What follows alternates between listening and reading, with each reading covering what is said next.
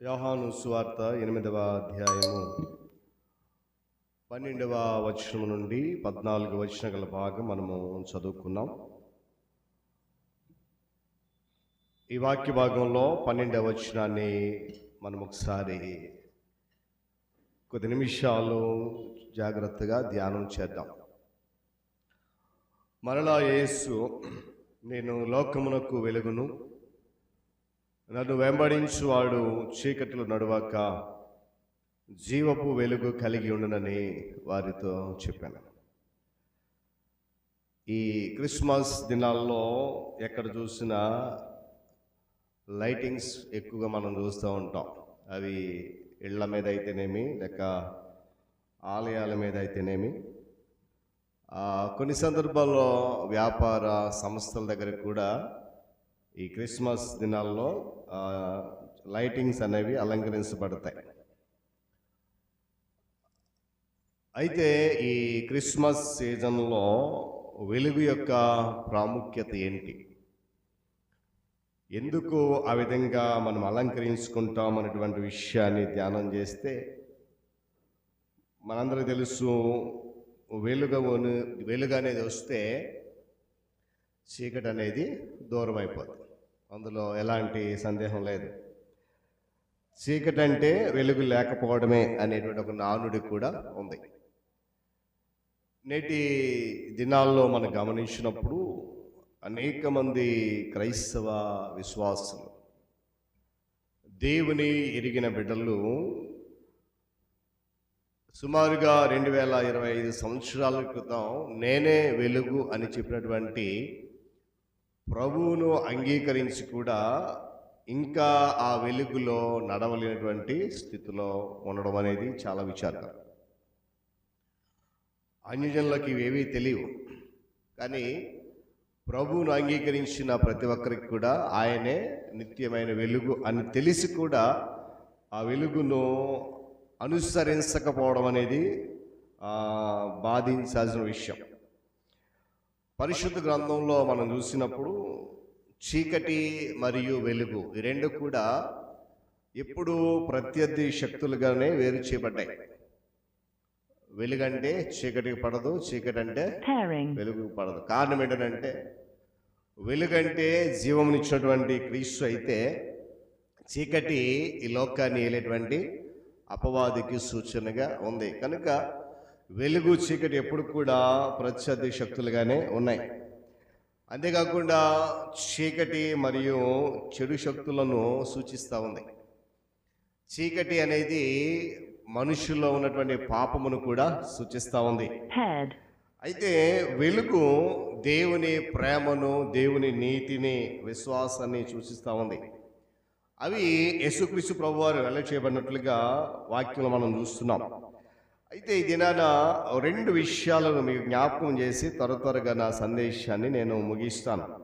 అసలు బైబిల్లో వెలుగు గురించి ఏం రాయబడింది అనేటువంటి ఆలోచనకు వస్తే మరి చాలా ఉన్నాయి చెప్పడానికి, కానీ మన సమయాన్ని బట్టి కొద్ది నిమిషాలు 2 విషయాలు నేను మీకు జ్ఞాపకం చేస్తాను.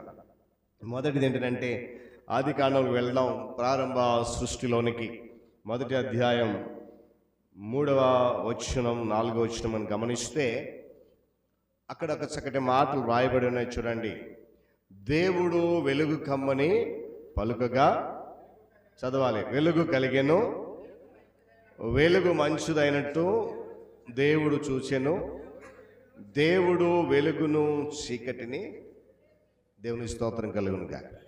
ప్రారంభంలో నేను అదే చెప్పాను, వెలుగు మరియు చీకటి ప్రత్యర్థులు. అందుకు దేవుడు రెండింటిని కలిపి ఉంచలే, వెలుగును మరియు చీకటిని వేరు చేశాడు. అంటే ఆది యందు వెలుగు ఉంది, అది దేవుని నోటి చేత సృష్టించబడిన సత్యాన్ని మనం గమనించాలి. సృష్టి ఆరంభంలో ఏమంటే దేవుడు పలికాడు కదా, వెలుగు కమ్మని చెప్పాడు. వెంటనే అక్కడ వెలుగు ప్రారంభమైంది. లోతైనటువంటి చీకటి ఉన్నటువంటి పరిస్థితుల్లో, చీకటి అంతా కూడా పర్యావరణాన్ని లేక ప్రకృతిని కమ్ముకున్నటువంటి పరిస్థితుల్లో ప్రభు వెలుగును సృష్టించాడు. ఒకవేళ దేవుడు అనాది కాలములో తన నోటి మాట చేత వెలుగు కలుగును గాక అని పలకకపోతే నేటికి మనుషులందరూ కూడా ఆ చీకటిలోనే ఉండేవారు. కనుక దేవుడు తన స్వరూపములో తన పోలికలు చేసుకున్న మానవుడు చీకటిలోనే ఉండిపోకూడదు, వెలుగులోనికి రావాలి, వెలుగైనటువంటి దేవుని నమ్మాలి, వెలుగు బిడలుగా బ్రతకాలి అని చెప్పి మరి మనుషులందరికీ కూడా ఆయన వెలుగును ప్రారంభించాడు. వీళ్ళరా మన జీవితంలో వెలుగు ఎంత ప్రాముఖ్యం మనందరికి కూడా తెలుసు కదా. ఇంతవరకు ఎక్కడున్నాం మనం? చీకట్లో ఉన్నామా, చర్చిలో ఉన్నామా? చర్చిలోనే ఉన్నాం కానీ చీకట్లో ఉన్నాం కదా. అంటే గడిచిన పూర్వ దినాల్లో ఏమండి చిన్న చిన్న లాంతర్లు ఉండేవి, చాలామందికి తెలియకపోవచ్చు. మరి ఆ సాయంత్రం 6 గంటలైతే ఆ లాంతర్స్ ఆపేసి పడుకుని పోవడం, మరలా ఎప్పుడు తెల్లవారుతుందా అనేటువంటి పరిస్థితులు. కానీ జనరేషన్స్ మారే కొలది ఏమండి ఇప్పుడు ఒక్క క్షణము వెలుగు లేకపోతే మనిషి చికాకు ఎప్పుడు కరెంట్ వస్తుంది కదా, గమనించాలి. అంటే కాంతి లేకుండా లేక వెలుగు లేకుండా మనము దేనిని కూడా చూడలేం. కాంతి కారణంగా ఆ వెలుగు మన జీవితంలో కారణాన మనము లోకంలో ఉన్నటువంటి వివిధ రంగులన్నింటినీ కూడా గుర్తించగలుగుతున్నాం, చూడగలుగుతున్నాం. ఒకవేళ ఆ వెలుగే లేకపోతే ఇది పలానా రంగు, ఇది పలానా రంగు అని మనము గుర్తించలేం. ఎందుకంటే కనిపించేదంతా కూడా చీకటే ఉంటుంది. కాబట్టి ఆ వెలుగుకు మన జీవితంలో చాలా ప్రాముఖ్యతనిచ్చాడు దేవుడు. గమనించాలి. చూడండి, మన కంటి వెనుక రెటీనా అనే భాగం ఉంటుందట కదా. ఆ రెటీనా అనేది ఆ దానిలోనికి కాంతి చేస్తుంటే ఆ రెటీనా అంటే కొన్ని మిలియన్ల ఆ కాంతిని ఆ సున్నితమైన కణాలతో కప్పి ఉంచుతుందట. దాని ద్వారా ఆ కణాలు కాంతిని గుర్తించినప్పుడు అవి మన మెదడుకు సంకేతాలను పంపిస్తాయంట. ఇది ఈ రంగు, ఇది ఈ రంగు అని మనం గుర్తించడానికి సులభంగా ఈ కణాలు రంగులను గుర్తించడం సహాయపడతాయి. ఒకవేళ ఈ వెలుగే లేదనుకోండి ఏమండి, అందమైన ప్రపంచంలో ఎన్ని రంగులు ఉన్నాయో మనకి తెలిసేది కాదు, అంత చీకటి. అందుకే దేవుడు ప్రారంభంలోనే చీకటి కమ్ముకున్న పరిస్థితుల్లోనే వెలుగును సృష్టించాడు దేవుడు. గమనించాలి, వెలుగు చీకటిని కూడా ఛేదిస్తుంది అనడానికి ఆది యందు దేవుడు సృష్టించిన వెలుగే దానికి నిదర్శనం. అంతేకాకుండా ఆ చీకటిని పూర్తిగా దూరం చేస్తుంది. ఈరోజు మానవుని జీవితంలో దాగినటువంటి ఆ చీకటిని దూరం చేయడానికి 2025 సంవత్సరాల క్రితం ప్రభువు నరావతరికి లోకానికి వచ్చినప్పటికి కూడా ఇంకా మానవుడు తన జీవితంలో ఉన్నటువంటి ఆ చీకటిని దూరం చేసుకోవడానికి ఇష్టపడ్డాడు. అందుకే పేతురు భక్తుడు రాశాడు, ఆయన మిమ్మల్ని గూర్చి చింతిస్తున్నాడు. కారణం ఏంటో తెలుసా? ఎన్నో సంవత్సరాల క్రితం ఆ చీకటిని దూరం చేయాలని, తన జీవితం అంతా వెలుగుమయం కావాలని దేవుడు కోరుకుంటే నేటికి కూడా మానవుడు ఆ వెలుగును గుర్తించలేకపోదు. యోహాను సువార్తలో మాట్లాడే వెలుగు లోకంలో వచ్చింది కానీ ఆ చీకటి దాన్ని ఏమాత్రం కూడా గ్రహించలేదు. ఎందుకో తెలుసా? ఒకసారి మాట చదువుతాం చూడండి. అది యోహాను సువార్త 3వ అధ్యాయంలో 19-20 వచనాలు ఒక మాట చూడండి. యోహాను సువార్త ఆ తీర్పిదే. జాగ్రత్త గమనించాలి ఈ మాట. వెలుగు లోకంలోనికి వచ్చింది కానీ, జాగ్రత్త గమనించాలండి, తమ క్రియలు చెడ్డమైనందున మనుష్యులు వెలుగును ప్రేమింపక చీకటినే ప్రేమిస్తారు. ఎప్పుడో కొన్ని వేల సంవత్సరాల క్రితమే వెలుగు లోకంలోనికి వచ్చింది కానీ మనిషి యొక్క క్రియలు, మానవుని యొక్క ఆలోచన విధానం, మానవుని యొక్క ప్రవర్తన విధానము, అక్కడ మాత్రం చూడండి, చెడ్డదట. ఆ క్రియలు చెడ్డమైనందున మనుషులు ఏం చేస్తారంట? వెలుగును ప్రేమించట్లేదు. వెలుగును ప్రేమించడం అని అంటే మనం క్రీస్తును ప్రేమించటమే. ఆ వెలుగును మనం ప్రేమిస్తే మనలో ఉన్నటువంటి చీకటి కోణం అంతా కూడా బయటికి వెల్లడి చేయబడుతుంది. అందుకొరకు మనిషి ఏం చేస్తారంటే వెలుగును ప్రేమించట్లేదు. మరి ఈరోజు క్రైస్తవ విశ్వాసిగా, దేవుని బిడ్డగా మారు మనసు అనుభవం వచ్చిన నీవు, లేక ఇక్కడ కూర్చున్న మనం అందరం కూడా ఈ 2025 సంవత్సరాలలో మన జీవితంలో ఎన్ని క్రిస్మస్లు వెళ్ళిపోయాయో ఏమండి, ప్రతి క్రిస్మస్లో కూడా వెలుగును గుర్చినటువంటి వార్త వింటున్నాం. అయితే మరి మన జీవితంలో ఆ వెలుగును ప్రసరింప చేయడానికి ఇష్టపడుతున్నామా? దేవుడు మన జీవితంలో లేక మన బ్రతుకులో వెలుగు ఆ చీకటి ఉండకూడదనే ఆది అందే ఆయన వెలుగును సృష్టించాడు. మరి క్రిస్మస్ నీ జీవితంలో ఉన్నటువంటి చీకటిని మార్చడానికి నువ్వు ఇష్టపడుతున్నావా? నేను మరలా జ్ఞాపకం చేస్తున్నాను. మన జీవితంలో 2024 సంవత్సరాలు అంటే భవిష్యత్ మన జీవితంలో ఒక 50 లేక 30 నుంచి ఒక లెక్క పెట్టుకుంటే 30, 40, 50 సంవత్సరాలు 60 సంవత్సరాల ఈ క్రిస్మస్ అనుభవంలో మన జీవితంలో దాగి ఉన్న చీకటిని పారద్రోలడానికి, వెలుగును సంపూర్ణంగా మన జీవితం ఆహ్వానించడానికి మనం ఎప్పుడైనా ఇష్టపడ్డాం? ఒకసారి ఈ క్రిస్మస్లో మనం ప్రశ్నించుకుందాం. ఇంకా మన క్రియలు చెడ్డవైతే, ఇంకా మన ఆలోచన చెడ్డదైతే, ఇంకా మన ప్రవర్తన చెడ్డదైతే, ఏమండి, ప్రభు నీ కొరకు నా కొరకు సిలువలో చేసిన యాగం అంతా కూడా వ్యర్థమే. కనుక ప్రియ దేవుని సంగం గమనించాలి. ఆది యందు, నేను మరలా జ్ఞాపకం చేస్తాను, ఆది యందు ప్రకృతి అంతా కూడా వెలుగుమయమై ఉండాలని, అది మానవునికి ఉపయోగకరంగా ఉండాలని దేవుడు చీకటి వేరు చేసి ఆ వెలుగులో నిన్ను నడిపిస్తూ ఉంటే, ఆ వెలుగులో నీవు నడవడానికి కొరకే తన కుమారుని లోకాన్ని పంపించి సిలువలో బలి చేస్తే ఇంకా నీవు చీకట్లను బ్రతుకుతున్నావు అని అంటే, ఏమండి, మనం చేసే క్రిస్మస్కు ఎలాంటి అర్థము లేదు అనే విషయాన్ని జ్ఞాపకం చేస్తాను. నేను ప్రారంభంలో జ్ఞాపకం చేశాను, మన ఇంటి మీద, మన చర్చి మీద, కొన్ని వ్యాపార సంస్థలు లైటింగ్ వెలిగించే సరిపోదండి కదా. మన హృదయాల్లో, మన జీవితంలో వెలగాలి, క్రీస్తును వెలిగించాలి. కనుక ఆది యందు ఏ విధంగా అయితే దేవుడు చీకటిని పారద్రోవడానికి వెలుగును కలుగు చేశాడో, ఈ 2025వ సంవత్సరం ఈ క్రిస్మస్ నీ జీవితంలో ఉన్నటువంటి చీకటిని పారద్రోలాలి. దేవుని స్తోత్రం కలుగును గాక. చెప్పగా హల్లెలూయా. ఇక రెండవ విషయాన్ని జ్ఞాపకం చేస్తాను. చదవబడిన వాక్య భాగం వెళ్దాం.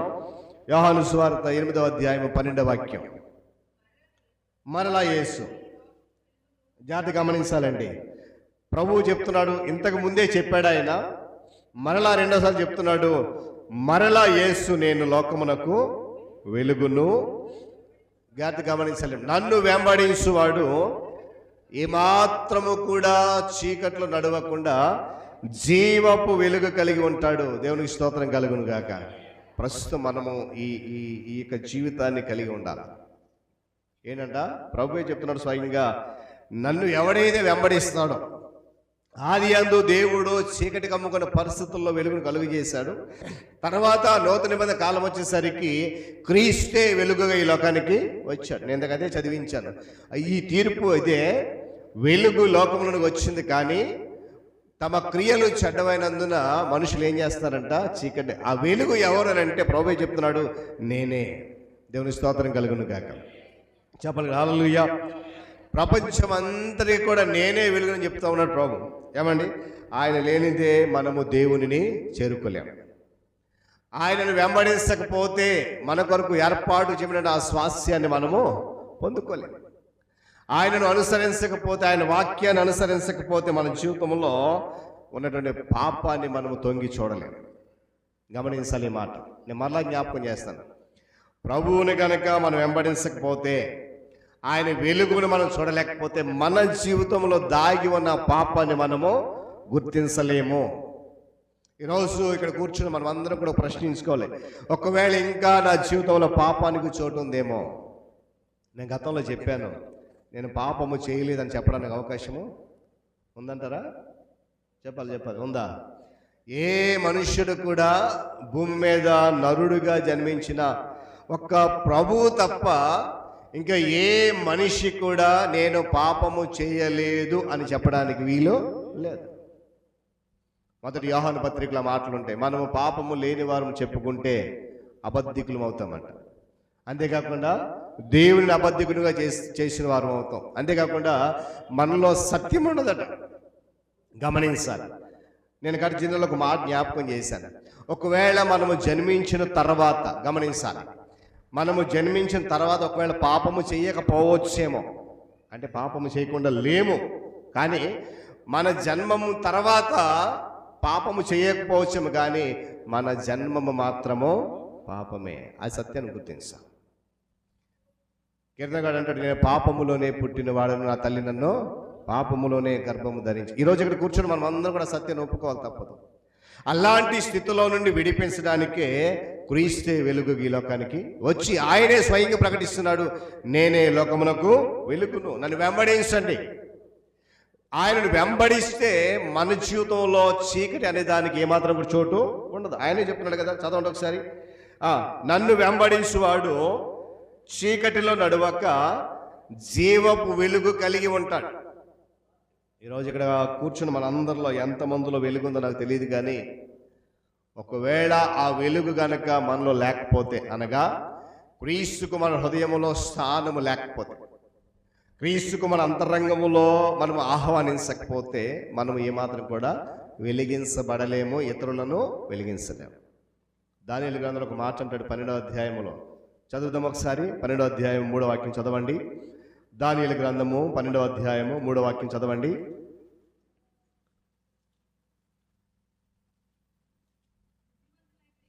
బుద్ధిమంతులైతే, జాగ్రత్త గమనించాలి, బుద్ధిమంతులైతే ఆకాశ మండలంలోని జ్యోతులను పోలిన వారై ప్రకాశిస్తారు. నీతి మార్గమును అనుసరించి నడుచుకున్నట్లు ఎవరు అనేకులను త్రిప్పుదురో వారు నక్షత్రముల వలె నిరంతరము ప్రకాశిస్తారు. ఈరోజు మన అంశం అదే, చీకటిలో నుండి వెలుగు. మరి రోజు మన జీవితంలో ఇంకా ఆ చీకటికి స్థానం ఇస్తున్నావా నీవు? ఒకసారి ఆలోచన చేయాలి.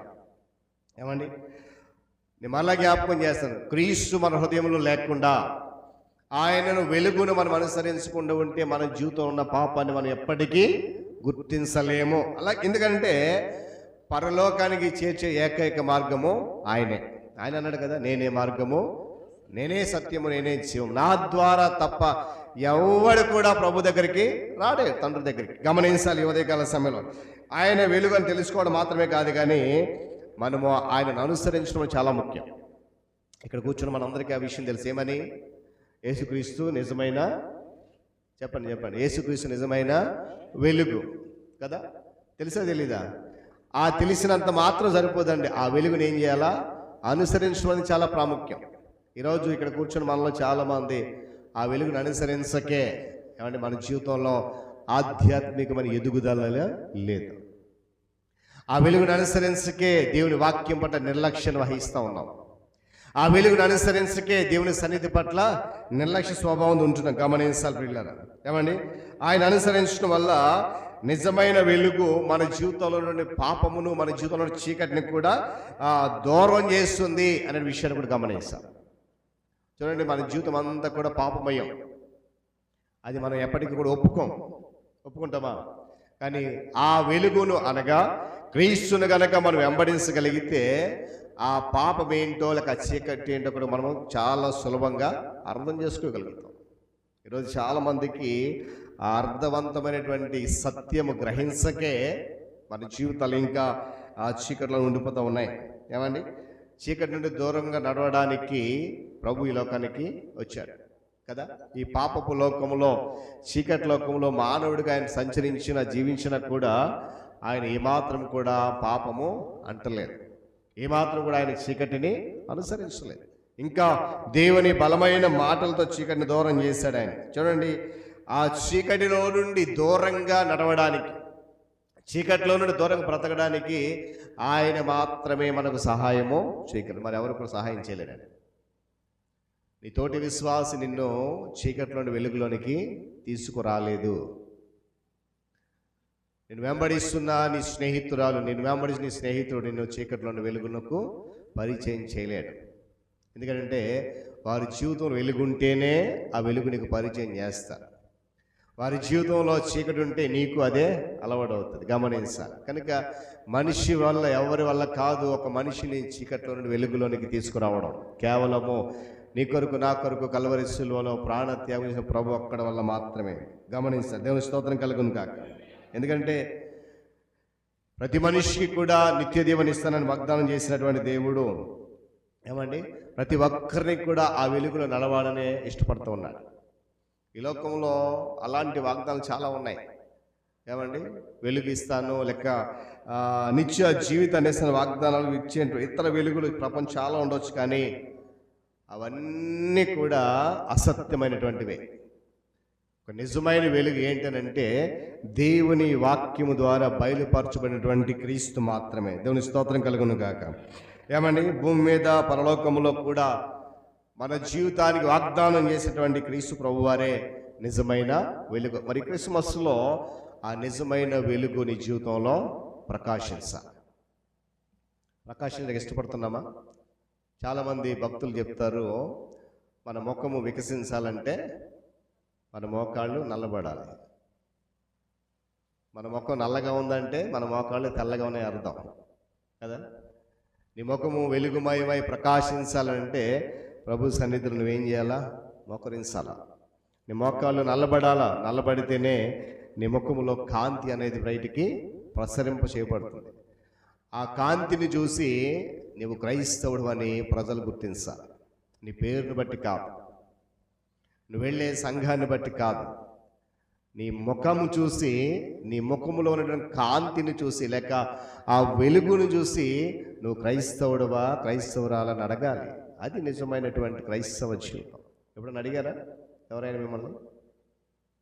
ఎప్పుడైనా అడిగారు మిమ్మల్ని? దేవుని స్తోత్రం కలుగునుగా అని ఎందుకు మాట జ్ఞాపకం చేశానంటే, ఇక్కడికి వచ్చినటువంటి ప్రారంభ దినాల్లో భారతి మేడం గారు హాస్పిటల్కి వెళ్ళాం ఎవరినో పలకరించడానికి. వెళ్ళినప్పుడు ఒక వ్యక్తి ఎదురుగా వచ్చి, మీరు పాస్టర్ గారు కదండి, వందనాలు అన్నాడు ఆయన. అసలు ఆ వ్యక్తి ఎవరు నాకు తెలియదు, నేను ఎప్పుడు కూడా ఆ వ్యక్తిని చూడలేదు. అని ఎందుకు మా చెప్తానంటే, మీరు అనొచ్చు పాస్టర్ గారు మీరు అని గొప్పోళ్ళ అని. నేను గొప్పోడని చెప్పట్లేదు, కానీ మన ముఖములో ఆ కాంతి కనబడాలి. అప్పటికి నేను వైట్ షర్ట్ కూడా వేసుకోలేదు. కొన్ని వైట్ షర్ట్ వేసుకుని పాస్టర్ గారు అనడానికి ఏదో గీతల షర్ట్ వేసుకుని ఇన్ షర్ట్ కూడా చేసుకుని మామూలుగా వెళ్ళాను. అయినా ఆ వ్యక్తి నన్ను గుర్తుపెట్టాడు, మీరు పాస్టర్ గారు కదండి, నా వైఫ్ అక్కడ కొంచెం బలహీనతలు ఆపరేషన్ అయింది, రండి అని చెప్పి ఆ గదిలోకి తీసుకువెళ్ళి ఆమె కొరకు ప్రార్థన చేయించాడు కొన్ని సంవత్సరాల క్రితం. అని ఎందుకు మాట చెప్తున్నానంటే, దేవుని వెంబడిస్తున్న నీలో ఆ వెలుగు కనపడాలి. ఇప్పుడు చూడండి, ఊర్లో అందరికీ మనం తెలుసు ఏమని, చర్చికి వస్తాం కనుక క్రైస్తవులని తెలుసు, పాటలు పాడతాం కనుక క్రైస్తవులని తెలుసు.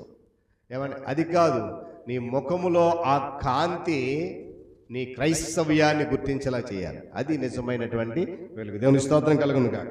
కారణం ఏంటంటే, నిన్ను నన్ను రక్షించినటువంటి ప్రభు ప్రపంచానికే వెలుగుగా ఆయన వచ్చాడు. మనము చీకట్లోనే ఉంటూ చీకట్లోనే పొరపాట్లు చేస్తూ చీకటి బ్రతకాలని దేవుడు ఎప్పుడు కూడా కోరుకోలేదండి. మనము ఎదుటి వ్యక్తి పాడైపోవాలని, ఎదుటి వ్యక్తి నాశనం అయిపోవాలని, ఎదుటి వ్యక్తి ఇంకా అక్కడే ఉండాలని కోరుకుంటామేమో, కానీ దేవుడు మాత్రము మనల్ని ఆ స్థితిలో కోరుకోడు. ప్రతి విషయంలో కూడా బయటికి తీసుకురావాలని కోరుకుంటాడు. ఆయన మనకు యేసు అనే వెలుగుని ఇచ్చాడు. ఆయన ఆ సత్యం మనం గమనించాలి. ఎందుకు ఈ మాటలు మరలా ఎందుకు జ్ఞాపకం చేస్తానంటే, ఈ సంవత్సరమైనా ఈ క్రిస్మస్లోనైనా మన జీవితంలో దాగి ఉన్న చీకటి బయటికి పూర్తిగా వెళ్ళిపోవాలి. అలా పోగొడుతున్న వాళ్ళు దేవుని స్తోత్రం చెప్పండి. చాలామందికి నమ్మకం లేదు. హల్లెలూయా చెప్పండి, హల్లెలూయా. ఎందుకంటే ఎన్నో క్రిస్మస్లు వెలుగు వెలుగు వెలుగు వెలుగు అని. చూడండి, మనం క్యాండిల్ సర్వీస్ చేస్తాం. ఎందుకు చేస్తాము? ఆ వెలుగు చీకటిని దూరం చేయాలి. వెలుగుల కాంతిలో మన ప్రభువుని ఆరాధించాలి. ఏమండి, నేను ప్రారంభం అదే చెప్పాను. కేవలం అది మాత్రమే, ఆ వెలుగు మన అంతరంగంలో ఉండాలి. అది ప్రాముఖ్యం. క్రిస్మస్లో మనం అది చేయగలగాలి. మనం ఆయనకు దగ్గరగా రావాలని, ఆయన సత్యాన్ని చూడాలని, ఆ సత్యంలోనే నడవాలని ఏమండి ఆయన వెలుగునిచ్చాడు. క్రీస్తు ప్రభువారు జన్మించినప్పుడు ఈ విరిగినటువంటి ప్రపంచంలోనికి, చీకటిలోనికి దేవుడు వెలుగును ప్రకాశింపజేశాడు. అయినప్పటికీ కూడా ఒకసారి మాట చూడండి. నేను మళ్ళా జ్ఞాపకం చేస్తాను. ఈ మాట అర్థమయ్యే రీతిగా, యేసుక్రీస్తు ప్రభువారు ఈ లోకంలో జన్మించినప్పుడు ఏమండి విరిగినటువంటి ప్రపంచంలోనికి, చీకటిలోనికి దేవుని వెలుగు ప్రకాశించింది.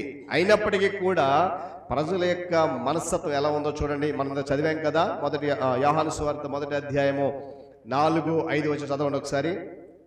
యోహాను సువార్త 1వ అధ్యాయం, జాతి గమనించాలి ఈ మాటలు కూడా. ఆయనలో జీవముండెను, ఆ జీవము మనుష్యులకు వెలుగైండెను, ఆ వెలుగు చీకటిలో ప్రకాశించుచున్నది, కానీ చీకటి దానిని గ్రహించకుండెను. ఈరోజు మన జీవితాల్లో కూడా దేవుడు ఎన్నో అద్భుతాలు చేస్తూ ఉన్నాడు, కానీ మనం ఏం చేయట్లేదు, గ్రహించట్లేదు. ఎన్నో ప్రమాదాల నుండి కాపాడుతూ ఉన్నాడు. ఎన్నో అత్యవసర పరిస్థితుల్లో సహాయం చేస్తూ ఉన్నాడు. ఎన్నో బలహీన పరిస్థితుల్లో నేను బలపరుస్తూ ఉన్నాడు. ఏమండి, ఆర్థిక ఇబ్బందుల్లో నీకు సహాయం చేస్తూ ఉన్నాడు. కానీ మనం ఏం చేయట్లేదంట, వెలుగును చీకటి ఏ విధంగా అయితే గ్రహించట్లేదో ప్రభు మన జీవితాలకు ఇచ్చిన వెలుగును కూడా మనం ఆ విధంగా గ్రహించట్లేదు. ఎన్నో అద్భుతాలు మనం పొందుకుంటున్నాం, గమనించాలి. అందుకనికే మనుషుల్లో లెక్క చీకటి వెలుగును గ్రహించలేదు కనుకనే ఆయన మరల చెప్పిన మాట అదే, లోకమునకు నేను వెలుగును. మరొక చోట అంటాడు కదా, మీరు లోకమునకు వెలుగై ఉన్నారంటాడు. ఆయన వెలుగునని చెప్పాడు, మనలను కూడా ఏమన్నాడు, మీరు లోకానికి వెలుగు అయి ఉన్నారు. వెలిగించాలి, మనం వెలగాలి, లోకాన్ని వెలిగించాలి. మనలోనే వెలుగు లేకుండా ఉంటే మనం లోకాన్ని వెలిగించలేం. ఆ విషయాన్ని ఈ క్రిస్మస్లో గమనించాలి. నిజమైన వెలుగు ఏమండి, ఈ అంధకారములోనికి తీసుకురావడానికి ప్రభు వచ్చాడు. ఈ లోకములో కమ్ముకున్నటువంటి అంధకారం అంతటి తొలగించడానికే ప్రభు ఈ లోకానికి వెలుగుమయమై వచ్చాడు. అందుకే ఆయన ధైర్యంగా చెప్పాడు. చూడండి, మనం ఎవరైనా చెప్పగలమా మేము వెలుగండి అని ధైర్యంగా? యేసు ప్రభు వారి కంటే ముందు ఎంతోమంది ప్రవక్తలు వచ్చారు, ఎంతోమంది నాయకులు వచ్చారు, ఇంకా ఎంతోమంది రకరకాల భక్తులందరూ వచ్చారు. కానీ ఎవరు కూడా మాట చెప్పారా? ఏమండి చెప్పారా? బైబిల్ ఎక్కడ ఉందా? ఎక్కడ లేదు. ఏ భక్తుడు కూడా నేను లోకమునకు వెలుగు అని ఎవరు కూడా చెప్పలేదు. కేవలము ప్రభువు మాత్రమే చెప్పాడు. కారణం ఏంటో తెలుసా? ఆయనలో పాపము లేదు, ఆయనలో చీకటికి చోటు లేదు కనుకని ధైర్యంగా చెప్పగలిగాడు, నేను ఈ లోకమునకు వెలుగు అని. గమనించాలి. ఎందుకంటే అనాది కాలము నుంచి ఏ విధంగా అయితే లోకం అంతటి మీద చీకటి కమ్ముకొని ఉందో, నేటి నూతన నిబంధన కాలము కూడా అలాంటి చీకటి అంధకారం ఉంది కనుక ఆ అంధకారం అంతటి తొలగించడానికే తండ్రి అయిన దేవుడు తన ప్రియకుమారుడు క్రీస్తు లోకానికి వెలుగుగా పంపించాడు. మరి ఇప్పటికీ ఆ వెలుగును మనము గ్రహించకపోతే, గమనించాలి, ఇప్పటికీ క్రైస్తవులుగా విశ్వాసులుగా వెలుగు మనమే గ్రహించకపోతే ఏమండి, ఇతరులకు మనం ఆ వెలుగును పరిచయం చేయలేము, మనము ప్రకాశించలేము. గమనించాలి. క్రిస్మస్ మనం ఆయన అనుసరిస్తేనే, గమనించాలి, ఆయన అనుసరించగలిగితేనే ఆ వెలుగు మనలో ప్రసరింపజేస్తాడు. ఆయన అనుసరిస్తే మనము ఆయన అనుసరించడం వల్ల ఎన్నడికి కూడా మనము చీకట్లో ఉండడానికి అవకాశము లేదు. ఒకవేళ ఆయన అనుసరిస్తూ కూడా నువ్వు చీకట్లో ఉండిపోయావంటే అది నీ స్వయంకృత అపరాధమే. కానీ దేవుని యొక్క, చాలామంది ఏమంటారంటే మనం చేసిన పొరపాట్లు కూడా దేవుని కృప లేకపోతే మనం ఏం చేస్తామండి, దేవుని దయ లేకపోతే మనం ఏం చేస్తామండి, అంతా ఆయనదే. అదేమనంటే యోగ భక్తులు అనలేదా, ఆయన ఇచ్చాడు, ఆయన తీసుకున్నాడని చాలా సులభంగా పలికేస్తూ ఉంటుంది దీనికి వాక్యాలు. గమనిస్తాను పిల్లరా, నేను మరలా చెప్తున్నాను, ఈ క్రిస్మస్లో మనము ఆయనను అనుసరించడం వల్ల ఎన్నటికీ చీకటిలో నడవు. మనం చదివిన వాక్య భాగం అదే. యేసు చెప్పాడు, నేను లోకంలో వెలుగునని చెప్పాడు. తర్వాత ఏమాట అన్నాడు, నన్ను వెంబడించువాడు చీకట్లో నడువాక జీవపు వెలుగు కలిగి ఉంటాడు. గమనించాలి, నడుస్తాడని చెప్పలే, జీవ వెలుగు కలిగి ఉంటాడు. కనుక ఆ జీవ వెలుగును కలిగి ఉంటామని క్రీస్తు వారు చెప్పారు. క్రీస్తు మన హృదయంలో ప్రకాశిస్తున్నాడని తెలుసుకొని ఆయన మన హృదయాలను సరిచేస్తున్నాడు అనేటువంటి గ్రహింపునకు వచ్చి ప్రతిరోజు మన వెలుగులో నడుస్తూ ఉంటే మనం ఎక్కడికి వెళ్ళినా కూడా క్రీస్తు ప్రభు వారికి వెలుగును ప్రసరింప చేయగలదు. నేను మరలా అదే చెప్తా ఉన్నాను, మనము వెలుగును అనుసరిస్తేనే ఇతరులకు ఆ వెలుగును పరిచయం చేయగలుగుతాం. ఏదో ఈ క్రిస్మస్కి వచ్చాము, క్రిస్మస్ వెలుగుకు వాక్యం వినేసాము, వెళ్ళిపోయాము, మరలా వచ్చేసాం వినేస్తాను అనుకుంటే నువ్వు ఎప్పటికీ కూడా వెలిగించబడలేవు. అందుకే అంటున్నాను, ఈ 2025 క్రిస్మస్లో అయినా నిజమైన వెలుగు నీ జీవితంలో ప్రసరింపచేయాలి. ఆయన అదే కోరుకుంటూ ఉన్నాడు. మన జీవితంలో దిశానిర్దేశం అనేది అవసరమైతే ఏమండి, ఆయన వెలుగు మనకు మార్గం చూపుతుంది. కీర్తనకారుడు అంటాడు కదా, నీ వాక్యము నా పాదములకు దీపమును నా త్రోవలకు వెలుగై ఉన్నది. నీకు దిశా నిర్దేశం అవసరమైతే దేవునికి వాక్యం దగ్గరికి వస్తే ఆ వాక్యం నీకు వెలుగు చూపిస్తుంది, ఆ మార్గం చూపిస్తాం. మరి ఎంతమంది ఈ క్రిస్మస్లో వెలుగులో నడవడానికి ఇష్టపడుతున్నాం? బాప్తిసం తీసుకున్న వాళ్ళ సంగతి పక్కన పెట్టండి, అన్యులుగా ఉన్న వాళ్ళ సంగతి పక్కన పెట్టండి. బాప్తిస్మ అనుభవంలో వచ్చి కూడా ఏమండి ఆ వెలుగు మార్గంలో నడవడానికి నువ్వు ఎంతగా ప్రయాసపడుతున్నావు ఒకసారి మనం ఆలోచన చేయాలి. మనం ఏదైనా క్లిష్ట పరిస్థితులు ఉన్నప్పుడు, ఏదైనా ఆటంక పరిస్థితులు ఎదురైనప్పుడు దేవుని వెలుగు గనక మన హృదయంలో ఉంటే, మన జీవితంలో ఆ వెలుగు ప్రసరిస్తే కనుక ఆ కఠినమైన పరిస్థితులను కూడా చాలా సున్నితంగా మనము తప్పించుకోగలుగుతున్న విషయాన్ని కూడా నేను జ్ఞాపకం చేస్తాను. ఇంకా మన జీవితంలో నేను పాపము చేశాను అనే అపరాధం ఉందేమో. ఇదిగో మనం పాట పాడాం కదా, పాపిని గ్రహించగానే పశ్చాత్తాపం కలిగిందని భక్తులు రాశారు పాట, చక్కటి పాట. ఆరాధన చేసేటప్పుడు, వాక్యం చదివేటప్పుడు ఆ గ్రహం మనకు రావాలండి. ప్రార్థన చేసేటప్పుడు కూడా ఆ గ్రహం మనకు రావాలి. ఏ గ్రహింపు? నేను పాపిని ఒప్పుకోవాలి, మనం తప్పదు. ఆ పాపంలో నుండి మనం వచ్చాము, దేవుడు మనం విడిపించాడు. కానీ ఆ పాపపు తాలూకా వేరు ఇంకా మన జీవితంలో అలాగే ఉంది. ఇది సత్యం. చాలామంది ఇక్కడ కూర్చున్న మనలో చాలామంది పాపము నుండి విడిపించబడ్డాం అనుకున్నారు, కానీ ఆ పాపము తాలూకా యొక్క ఆ పరిస్థితులు ఇంకా వారిని వెంటాడుతూనే ఉన్నాయి. అందుకొరకే నేటికి ఈ వెలుగును గ్రహించలేకపోతున్నారు, గమనించాలి. కనుక నేను మళ్ళా జ్ఞాపకం చేస్తున్నాను, ఒకవేళ పాపం ఉంది నాలో అనే అపరాధ భావన నీలో ఉంటే, మనలో ఉంటే, వెలుగు ద్వారా క్రీస్తు దగ్గరకు వచ్చి క్షమాపణ అంగీకరించాలి. ఒకవేళ ఆ అపరాధ భావన నాలో లేదు అనుకోవటం లేదు, నేను ఒకసారి ఆ వాక్యం జ్ఞాపకం చేసి ముగిస్తాను. 1 యోహాను పత్రిక చదవండి. 1 యోహాను పత్రిక తీసి ఒకసారి మాట చదవండి. 1వ అధ్యాయంలో 8, 9 వచనం చదవండి. మనము గమనించాలి, ఈ వాక్యం అందరూ కూడా వినాలి. మనము పాపము లేనివారమని చెప్పుకుంటే మనలను మనమే మోసపుచ్చుకుంటాము, మరియు మనలో సత్యం ఉండదు. మన పాపములను మనము ఒప్పుకొని నెడల ఆయన నమ్మదగిన వాడును నీతిమంతుడు గనుక క్షమించి సమస్త దుర్నీతి నుండి మనలను పవిత్రులుగా చేస్తాడు.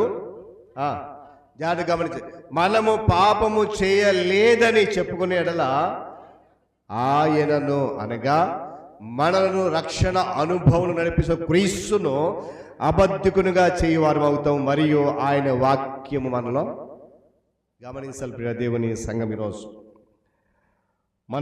మనము జీవితపు వెలుగు ఆయన అయినటువంటి క్రీస్తును మనము అనుసరిస్తూ నిస్సహాయతలో, ఒంటరితనములో, నిరాశలో, లక్ష్యం లేనితనములో, గందరగోళ పరిస్థితుల్లో, ఏమండి విచారము, బాధ లేక కోపం అనేటువంటి చీకటిని మనము తరిమి కొట్టాలి. క్రిస్మస్లో మళ్ళీ ఇవన్నీ ఉంటాయి. నిస్సహాయత ఉంది, ఒంటరితనము, నిరాశ, ఇవన్నీ కూడా చీకటి సంబంధమైనటువంటి విషయాలు. ఈ చీకటిని నేను అంటాను, ఈ క్రిస్మస్లో మనం వాటిని తరిమి కొట్టాలి. ఏమండి ఆ వెలుగు మన కొరకు మాత్రమే అనుకుంటే అది పొరపాటండి. ఆ వెలుగును మనం ఇతరులకు పంచాలి. ఆ వెలుగు అనేక మంది నడిపించాలి. మన జీవితాన్ని వెలుగులో గడపడం ద్వారా మనము క్రీస్తుకు లేక ఆయన వెలుగుకు సాక్షులుగా నివసిస్తాం. చివరిగా 2 వాక్యాలు చదివి మనము ముగించుకుందాం. చూడండి, 36వ సంకీర్తన 9వ చరణం ఒకరు చదవండి. మత్తయి సువార్త 5:16 ఒకరు చదవండి. మనం చదివినటువంటి ఉత్తర ప్రచుత్ర పాఠ్య భాగాల్లో 4వ చరణం ఒకరు చదవండి. మొదటిది 36వ సంకీర్తన 9వ వాక్యం.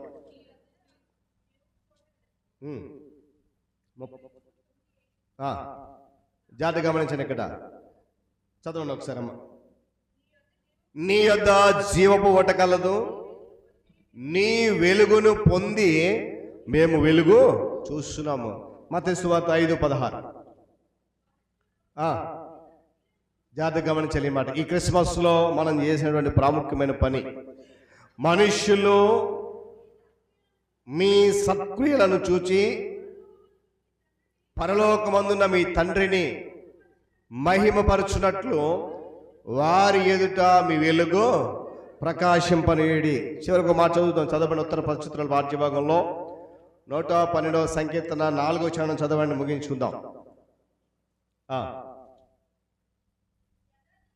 జాగ్రత్త గమనించాలి ఇక్కడ. ఇది ఇక్కడ కూర్చున్న మనందరికీ చాలా చాలా ప్రాముఖ్యమైన మాట. యథార్థవంతులకు చీకటిలో వెలుగు పుట్టును. ఈ ప్రశ్న మనందరం రావాలి. ఈరోజు మరి మనందరం కూడా యథార్థవంతులమేనా?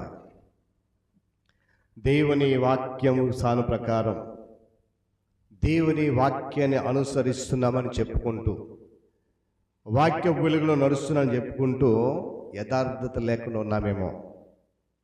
చాలా స్పష్టంగా రాశాడు కీర్తనకారుడు, యథార్థంగా మనం ఉంటే, యథార్థవంతులుగా ఆ యథార్థమైన మార్గం నడిస్తే మనకేం కలుగుతుందంట?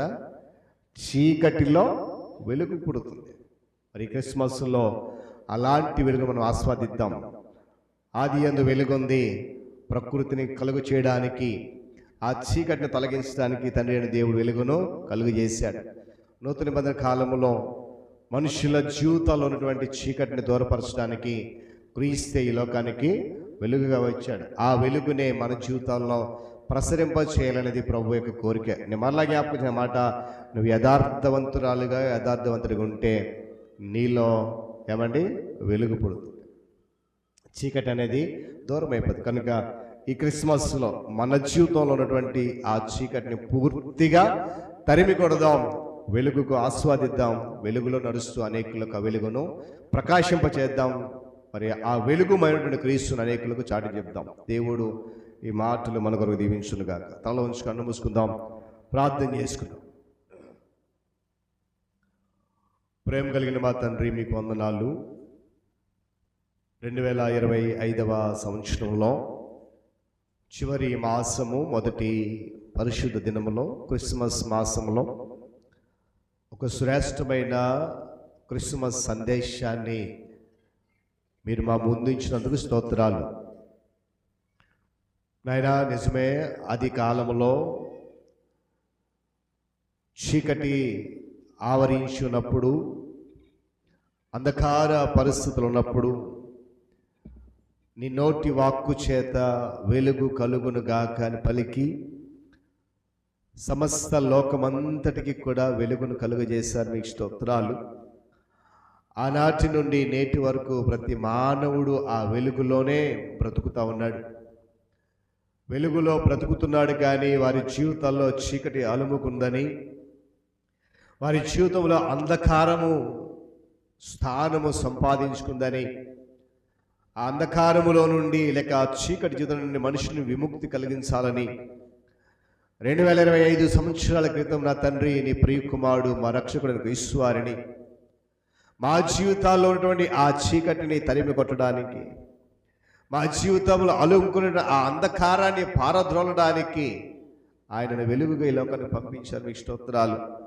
అయితే ఆ వెలుగు ఈ లోకంలో వచ్చినప్పటికీ కూడా మనుష్యులుగా మా క్రియలు చెడ్డమైనందువల్ల అనేక సంవత్సరాలు ఆ వెలుగును ప్రేమించుకుని ఇంకా చీకటిని ప్రేమించి, ఒకవేళ నేటికి ఆ చీకటిని ప్రేమించేవారుగా మేము ఉన్నామేమో, నేటికి ఆ చీకటిలోనే నడిచేవారుగా మేము ఉన్నామేమో. అందుకొరకు ఈరోజు నీ లేఖనము ద్వారా మమ్మల్ని సూటిగా హెచ్చరించి గద్దించారు. స్తోత్రాలు. ఇతమైన మాటలు విన్నమందరం శ్రద్ధగా విని వెళ్ళిపోయే వారంగా కాకుండా ఆ వాక్యాన్ని మా హృదయంలోనికి ఆహ్వానించి, నీ వాక్యంలోనూ ఏ వెలుగు కొరకైతే ఈరోజు మమ్మల్ని గద్దించారో ఆ వెలుగును మేము ప్రసరింపచేయడం కృప చూపుచుండే. సమస్త ఘనత మహిమ మీరు పొందుకోండి. ఇంతవరకు జరిగిన ఆరాధన క్రమంలో మీరు మాతో ఉన్నారు, కృతజ్ఞతలు చెల్లిస్తూ తదుపరి ఆరాధన క్రమంలో మరి జరిగిన బల్ల ఆరాధనలు మీరు మాతో ఉండి సహాయం అనుగ్రహించి నడిపించండి. ఘనత మహిమ ప్రభావం మీరు మాత్రమే పొందుకోండి. యేసుక్రీస్తు వారి ఉన్నతమైన నామములో ఈ ప్రార్థన సమర్పిస్తున్నాను మా తండ్రి. ఆమేన్.